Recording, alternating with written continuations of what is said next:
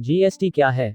वस्तु एवं सेवा कर या जीएसटी एक व्यापक, बहुस्तरीय, गंतव्य आधारित कर है जो प्रत्येक मूल्य में जोड़ पर लगाया जाएगा। इसे समझने के लिए हमें इस परिभाषा के तहत शब्दों को समझना होगा। आइए हम बहुस्तरीय शब्द के साथ शुरू करें। कोई भी वस्तु निर्माण से लेकर अंतिम उपभोग तक कई चरणों के माध्यम से गुजरता है। पहला चरण है कच्चे माल की खरीदना, दूसरा चरण उत्पादन या निर्माण होता है, फिर सामग्रियों के भंडारण या वेयरहाउस में डालने की व्यवस्था है। इसके बाद उत्पाद रिटेलर या फुटकर विक्रेता के पास आता है और अंतिम चरण में रिटेलर आपको या अंतिम उपभोक्ता को अंतिम माल बेचता है। यदि हम विभिन्न चरणों का एक सचित्र विवरण देखें तो ऐसा दिखेगा।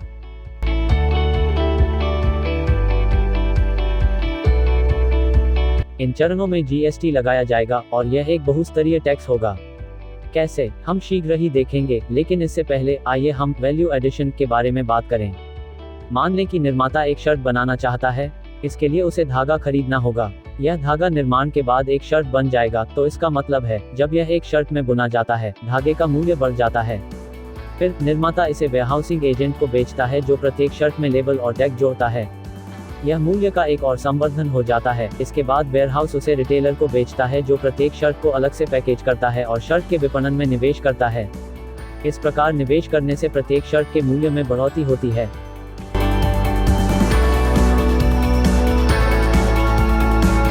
इस तरह से प्रत्येक चरण में मौद्रिक मूल्य जोड़ दिया जाता है जो मूल रूप से मूल्य संवर्धन होता है। इस मूल्य संवर्धन पर जीएसटी लगाया जाएगा। परिभाषा में एक और शब्द है जिसके बारे में हमें बात करने की आवश्यकता है, गंतव्य आधारित। पूरे विनिर्माण श्रृंखला के दौरान होने वाले सभी लेनदेन पर जीएसटी लगाया जाएगा। इससे पहले जब एक उत्पाद का निर्माण किया जाता था तो केंद्र ने विनिर्माण पर उत्पाद शुल्क या एक्साइज ड्यूटी लगाता था। अगले चरण में जब आइटम बेचा जाता है तो राज्य वैट जोड़ता है। फिर बिक्री के अगले स्तर पर एक वैट होगा। तो पहले टैक्स लेवी का स्वरूप इस तरह था।